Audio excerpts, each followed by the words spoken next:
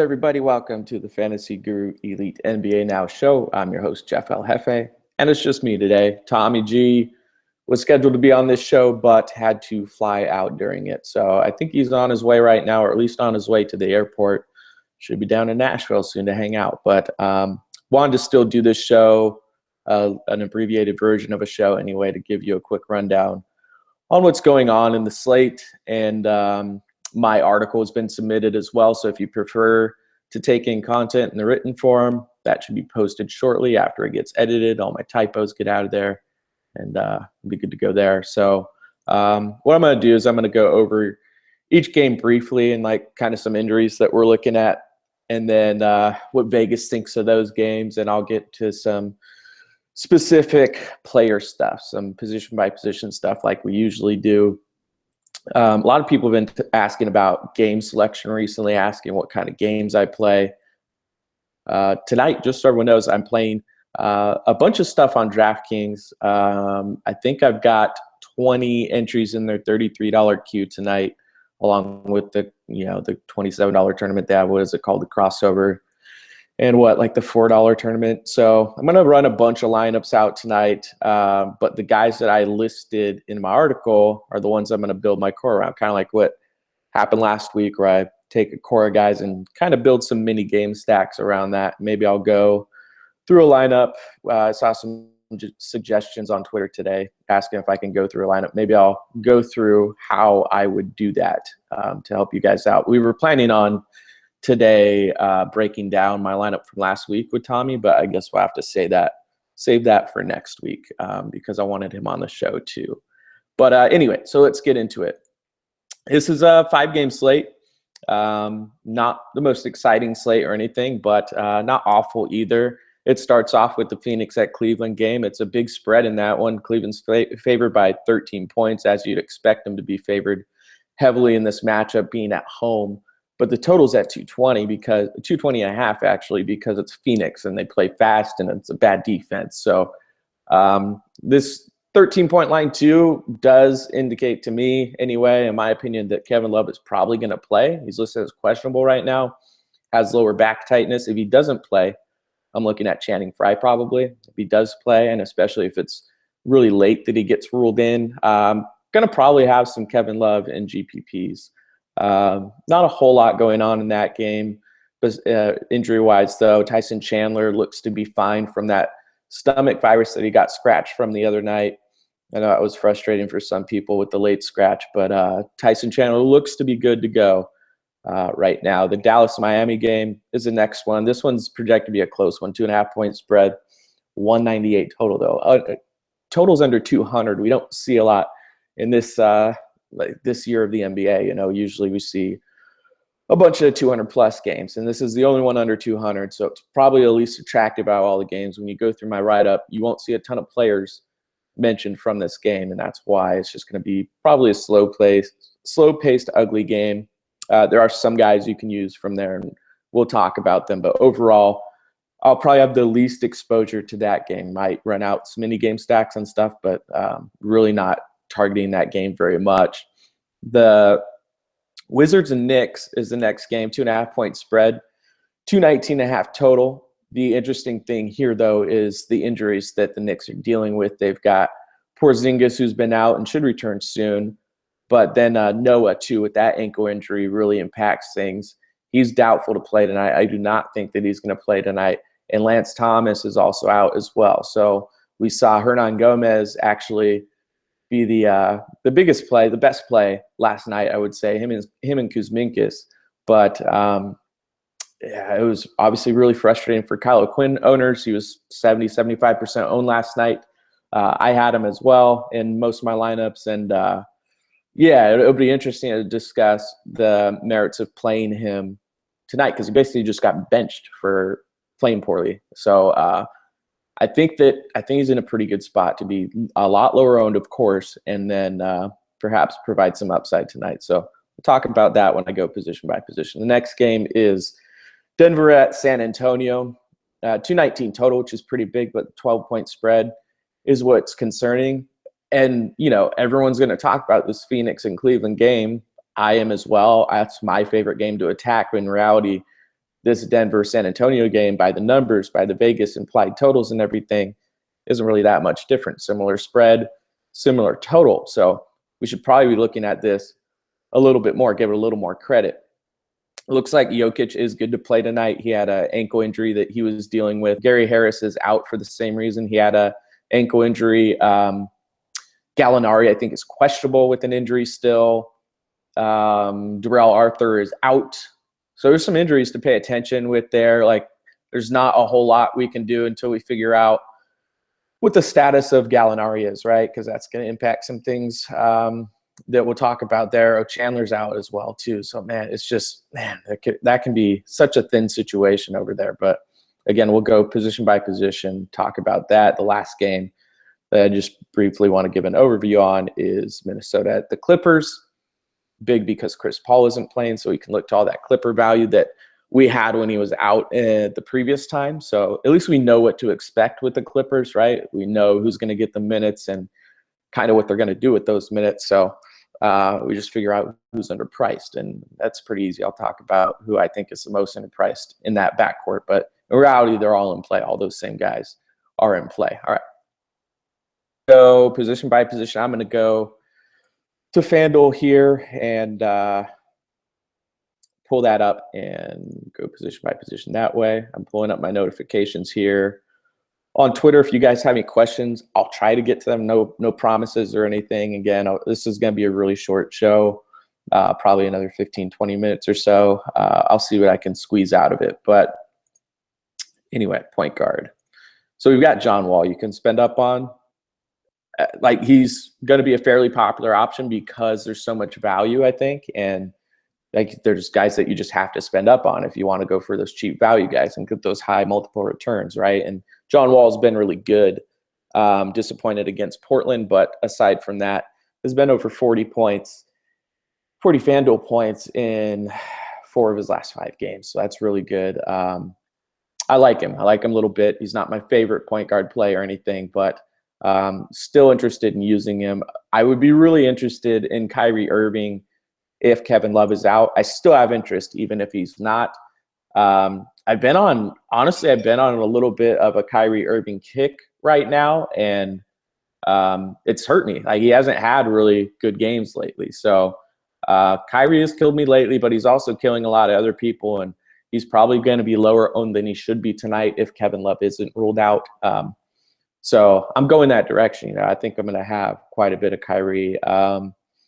Just up in pace. You like guards in matchups against the Suns. I think he has a really good game. Eric Bledsoe, again, that same game is fully in play as well, coming off a game against Utah where he had 55.3 FanDuel points. Like, the dude is playing really well, playing a ton of minutes too. He's played 37 or more minutes in 3 of his last 4 games. That game against Dallas where he didn't, he got into foul trouble. So, like, they fully intend to play him a bunch of minutes right now. And that's really attractive for a guy that's going to play 38 minutes in this matchup against Kyrie Irving defense, most likely a lot. I like that a lot for Eric Bledsoe. Dragic, not a guy I have a ton of interest in or anything, but you can play him with Miami not having many scorers right now. I mean, at least they got Deion Waiters back, but Dragic still is a guy that they want to score 20 points a game, 20 actual points. And then, of course, he's going to be dishing the ball as well. So he's a fine play, a guy you can mix in, but not a guy I'm going to be building around. Darren Williams, kind of in the same vein of a guy you can mix in there, but a guy I'm not going to build around. Dragic was known for his defense last year, actually played really well defensively last year. This year I've talked about how I think his injuries are impacting his defensive numbers because looking at the defensive real plus minus, he's taken a big hit. So point guards against Goran Dragic this year are a little bit better than what we're used to in the past. Derrick Rose, you can look at against Washington. The concern with him is this is his 3rd game in 4 nights. And with Derrick Rose in the past, rest has been an issue. Like, he hasn't typically performed well when he gets a lot of these games in a row. So the thing is that this year he has been pretty good. So you've got to kind of weigh that and figure out what you're going to do with that. I think he is interesting because the price is so cheap. $6,200 for a guy who last night scored 53.5 FanDuel points. Like, just because he scored that last night doesn't mean he's going to tonight, but we don't need 53. We're looking for around 30 from him. And it's pretty likely he's going to get around that. Maybe plays a couple fewer minutes, but overall with the back-to-backs, he's done pretty well this year. So Derrick Rose is a very risky but interesting play. Rubio gets an upgrade in matchup with Chris Paul being out. Has had 40-plus points in 4 of his last 4 games. A guy you can look at for sure. I'm wondering if he's going to be too highly owned. I'm willing to have some of him, but I want less than the field does because I think people are just paying for his recent production, which is the opposite of what I try to do. I try to take the guys that are struggling and lower owned, and because in reality, it's all going to balance out unless there's a really good reason that that guy is performing better. And there's reasons that he could be performing better. Zach LaVine was hurt for a bit, came back and has played a couple games since then, but maybe that's impacting things a little bit. Overall, though, I think the Rubio, I want to have less than the field. The chalk is going to be the Clippers guards. Austin Rivers, Raymond Felton. I'm looking at FanDuel right now, 56 and 5,500. Still fair prices for him. It seems like a lot, but in reality, with Chris Paul out, with Blake Griffin out, these guys are going to have to score and play a lot of minutes. So you can use those guys. I think those are the cash game guys for me. Not sure that I'm going to play Tony Parker just because of that, because I think that the other guys are much better value. So like the guys below that all kind of aren't as interesting to me. I think it pretty much covers everyone that I'm even using tonight. So, all right, let's go to shooting guard here. Bradley Beal at the top of the list there, 7,200. Not a ton of interest, honestly. Again, a guy you can maybe sprinkle in, but Devin Booker's the better value. Booker's 6,400 right now. Like Bledsoe, he's playing a lot of minutes. They're relying on both those guards to play a ton of minutes. And more importantly, Booker's taken 20-plus shots in each of his last 4 games. So being really aggressive right now. I talk about you can fade shooters like that, right? But when it gets up to 20 shots a game and guys taking, it's really, really tough to fade the guy. So I'm going to have a bit of Devin Booker tonight, I think. Zach LaVine you can use. 6,200 is a pretty fair price for him, but hasn't done too well in his 2 games back so far. Pretty tough matchups, so defensive-minded teams, but not a ton of interest in LaVine. Dion Waiters for a little bit cheaper, I think, is about the same type of expectation. We were talking about fantasy points. Going to be like mid to high 20s for him.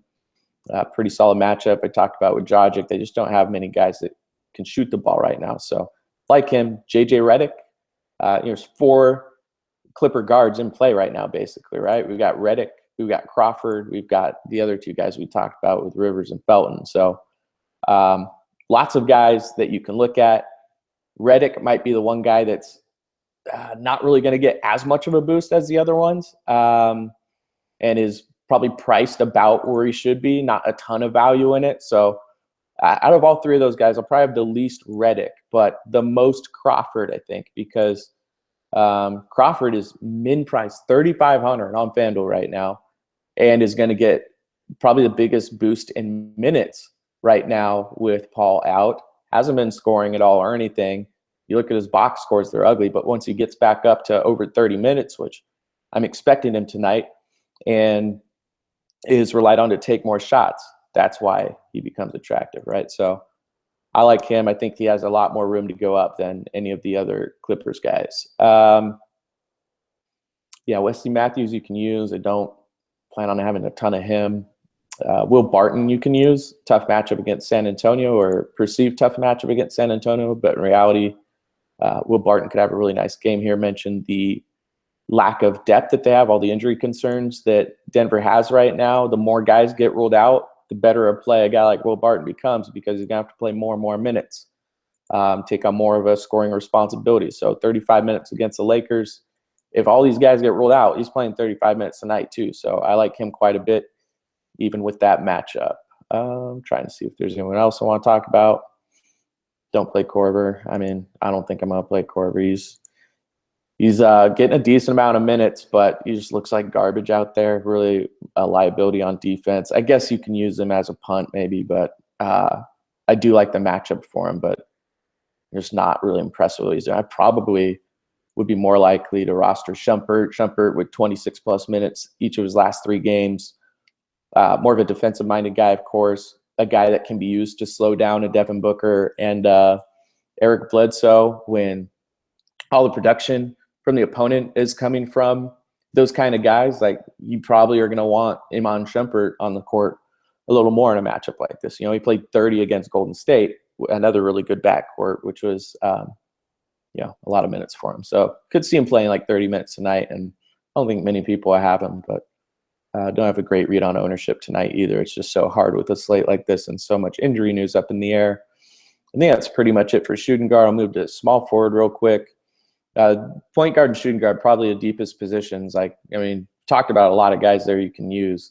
Small forward, probably a little bit thinner. LeBron James should be pretty chalky for the same reasons I talked about people wanting to use John Wall. It's just because then you can play all that value, right? So I like that. I like LeBron, and this matchup is so good for him that you could see him paying it off through 3 quarters. He didn't play extremely well in it at Phoenix, despite playing a ton of minutes. But I think that that's a little bit of bad luck, and this is a situation where he would perform very well. So I like him quite a bit.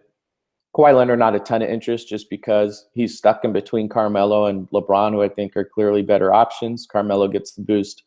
Again, with all those front court guys out, with Porzingis out, should be taking more shots and everything. Was a bit of a disappointment against Boston last night, and it is concerning that this is the back end of a back-to-back for him, but still very interesting because he's still sub 8K and still has that upside to go, for 50 FanDuel points tonight. So I like him quite a bit. Andrew Wiggins, one of those guys that you can mix in. Barnes, a guy you can mix in. Not guys you want to build around, though. Wiggins just plays so many minutes. He's playing 38 minutes every night pretty much. And sometimes he scores, sometimes he doesn't. When he scores, he has the good games. So, decent, pretty good matchup for him. And against the Clippers, just 6,800 is getting up there for him. Harrison Barnes takes a little bit of a hit with Dirk back, I think, long term, but still has had some really good games with Dirk back. So 6,700. Again, he's in play, just not a guy you're going to build around or anything necessarily. Otto Porter, I don't really have much of. Maybe that's a mistake. He's 6K. Just don't trust him. He's so up and down. I guess you can use him in GPPs, but don't have a ton of him. I'm going to have a bunch of Kuzminkas. I think the dude has been filling in, playing a lot of minutes with Porzingis out and taking a decent amount of shots. He scored 14, 17, 19 in 3 of his last 4 games, just actual points while doing some other stuff too, rebounding the ball pretty well. So I think Kuzminkas is actually a pretty good play tonight, still really cheap. Will be one of the more popular values today. You can fade him. Like, he's not a must play or anything, but a really good play. If you want to fade him in tournaments, that's not a bad way to go. Though I will have some myself. That's pretty much it there because that's the value guy. I don't think you really want to go too far below that or anything. All right, let's move to power forward.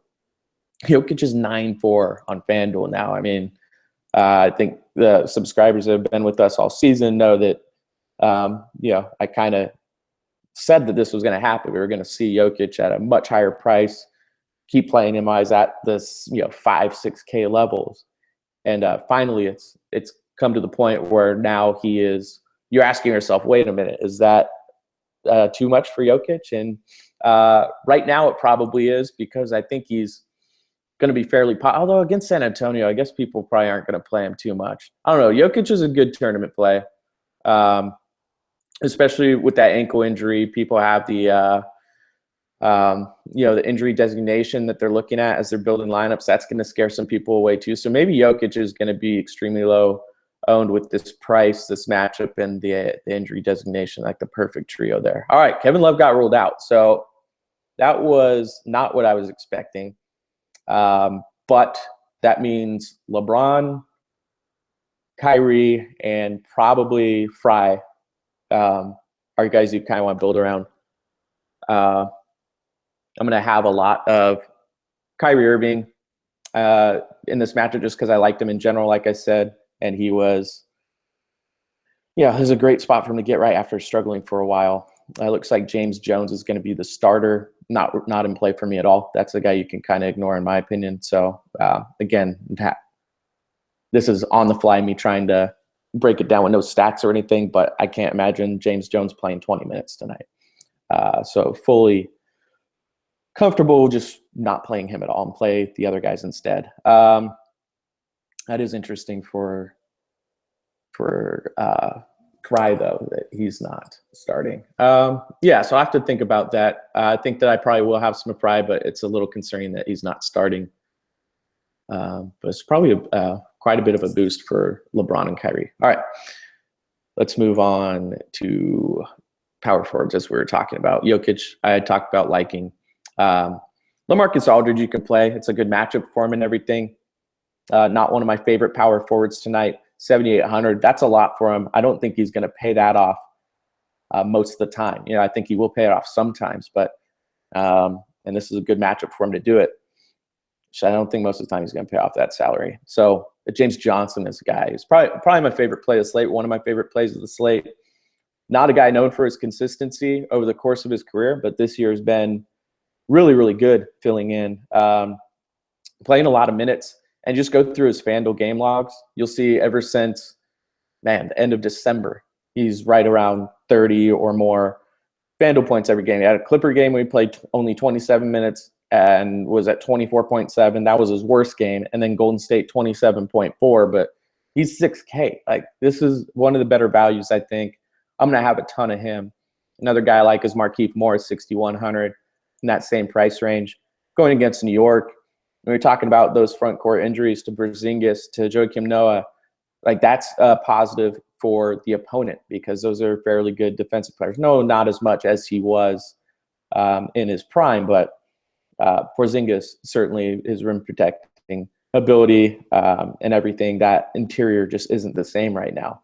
So Markieff Morris, I like quite a bit. He's been playing really well, 37.4, 41.8 his last two games. Fire him up. Dirk. The guy I've been on for quite a while now, playing 30 minutes a game, just been super consistent, really good. I like him quite a bit in this matchup. Not as much upside as James Johnson and Markieff Morris, so probably won't have as much of Dirk, but I like him quite a bit to differentiate and mix into lineups because you don't always need the 7X game from your guys, right? Sometimes avoiding the landmines and just getting a solid performance out of a guy like Dirk can do a lot, even in GPPs, especially on these short slates. Gorgui Dieng, same price, probably a little more volatility and upside. So, good GPP play. Just, of course, not as consistent. Kenneth Faried going against San Antonio. Again, we're dealing with injuries here. That's a positive for Faried if Gallinari can't go, Chandler can't go, those forwards can't go, and they're dealing with all those injuries. The more guys are out, the better. So I like him quite a bit, and not a whole lot else there. I'm scrolling through, seeing if I'm missing anyone. Don't play the wrong Hernan Gomez tonight. The Juancho Hernan Gomez for Denver is not the one that everyone's going to be playing, so don't play him. Spates, maybe. You can use Spates, maybe. In a tournament, coming off a game against Oklahoma City where he scored 39.5 FanDuel points in 27 minutes. When Chris Paul goes down, just another score that they can put on the court. Very volatile, very risky, but a bunch of upside. So that covers power forward. Let's move on to center. The price for Karl Anthony Towns on both sides right now, crazy, man. 10-1 on FanDuel. That's a little too much for me. I know he's had some good games recently. I've been on those games. He had a stretch of 3 games in a row with 54 plus FanDuel points, but man, I'm not paying that for him today. I think he's going to be extremely low owned. So if you want to use him for that reason in tournaments, by all means, I'm do not plan on having any Towns lineups. Might end up with one. I have 20 lineups, so sometimes you end up with guys that you weren't even considering at all, just because that's how your roster fits or whatever. But not a guy I'm actively targeting for sure. Hassan Whiteside, 8,700, much better value, I think. Still not one of my favorite plays. Hasn't looked extremely great since coming back from that 4 or 5 game absence or so. He had one game in there against Golden State where he showed up, but besides that, he's been like 32, 35 FanDuel points at 8,700. There's no value in that. DeAndre Jordan, so he's been interesting this year because we talk about how much added value there is for DeAndre Jordan when Chris Paul is on the court, because he just creates easy buckets for DeAndre Jordan. And, that's what we'd seen in the last few years. But this year, with Chris Paul out, DeAndre Jordan has had some huge spike games. And, a couple of these in the 50s, right?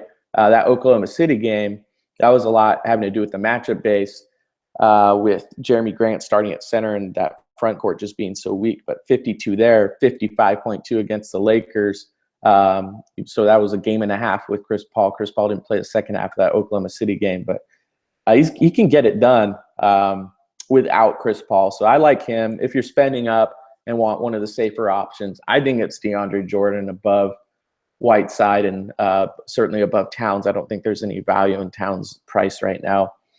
Pau Gasol, I don't really trust right now, but 6,100 for a guy going against a defense like that. I mean, you can fire him up as a risky, deep GPP play. You look at what he's done lately. It's not impressive. He has one spike in there with the 41.8, but his last 5 games, 23.2 or lower, including like the last 2 games, was really bad. 9.5 and 17 points from him. So not super stoked about him. Marcin Gortat, one of those guys that we kind of were rolling out in cash games consistently for a while and then just lost that like 30-point mark that he was hitting all the time, right? And now he's hasn't hit 30-plus FanDuel points in 6 games. That's concerning for me. Matchup's good for him, as I've talked about with that New York front court the way it is right now, but not in love with Gortat tonight. Kyle O'Quinn, all right, so he got benched yesterday. He only played 10 minutes. You would project him for 25 minutes in this situation again, right? Assuming that all is good with the coach. And I imagine most people aren't going to go that direction. He's not going to be extremely sneaky. Like other people are going to think this too. He's going to be somewhat owned, but I think Kyle O'Quinn makes a pretty interesting GPP play tonight. Really risky though, of course, with him getting benched last night. And his price is 4,900. You could get up to 30, 35 from him probably, and he has the upside to get even more. He's had some flashes of like 40-plus point games, but really interesting considering the slate, considering, there's only 5 games that we can choose guys from. So the more chalky guy is going to be GHG, Tommy's boy, Guillermo Hernangomez. I know Tommy had him last night. He only played 20 minutes, but it was against Boston. Really good matchup for him, and he paid off. He paid off really well. He was a better play on DraftKings, I think, where he was min price, but still a good play on both sites. I saw that a lot of the leaders on FanDuel had Hernangomez as well at really low ownership. So solid play again tonight. If you need that value, it's a little bit risky, I think, because I don't think his minutes are extremely secure or anything, but I know if Tommy were here, he would tell you to play GHG. So I'm throwing him out there. I think he'll be a very chalky option, and I'll have him a little bit as well. That's pretty much it for the position by position. I'm going to scroll through my notifications to see if I have any questions real quick and see if I can answer any. How many to GameStack? So I get so many questions about GameStack all the time. Like that's what everyone wants to know about. So yeah, let me kind of show you what I would do. I don't go like the full 4-and-4 game stacks with one random guy. I don't really do that anymore. It's pretty rare if you see me do that. What I like to do is build around a core. So what I would do is like take some of my favorite guys today, like who's my favorite guy? James Johnson, Markieff Morris, right? Plug those guys in and like sort of start to develop a core. Who else am I really high? Okay, LeBron and Kyrie. So let's say that's your core, right? And I'm doing 20 lineups. Then I just start plugging guys in with all 4 of those guys, Kyrie, LeBron, James Johnson, and Markieff Morris. And what I would try to do, like I'll have our projections up, the optimizer projections, and I'll have my list of guys that I wrote up that day or my cheat sheet up or whatever. And I'll start to try and look for correlations like, all right, well, let me try and make a Clippers and Minnesota correlation, right? So I'll get Austin Rivers in there maybe, and then I'll throw Jamal Crawford in there, and then I'll get Wiggins in there, right? And then I've got 2 spots left, and I've got to figure out what am I going to do with those 2 positions. Like that's how my lineup started to come together. That's kind of what we were going to talk about last week, how my lineups came together.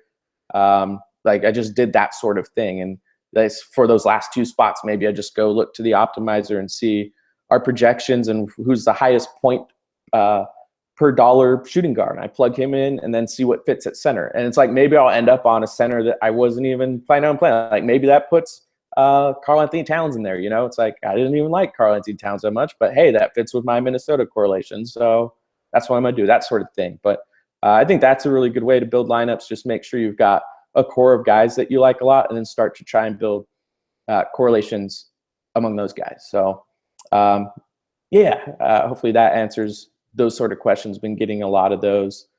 Barton too pricey on DK. Let me pull up his price right now. It didn't strike me as pricey when I looked at it earlier, but let me see. 6,100? No, that's a totally fine price for Will Barton tonight. The more guys get ruled out, the better play he is. All right, that's pretty much it. If I didn't answer your question, I apologize. Hopefully you guys were able to get something out of this. We will be back with Tommy next week, I'm pretty sure. I know it's a lot of fun doing those shows. A lot of fun joking around, and for whatever reason, we have pretty good days on the days that we do shows together. So I would like to continue doing that. I was hoping to do one again tonight so that I could qualify again, but apparently I'm not going to be able to qualify tonight without doing my show with Tommy. I appreciate everyone tuning in. Tomorrow I will be back with Benny, so be sure to tune in for that. And then Saturday should be Rad Thad, and we will catch you then.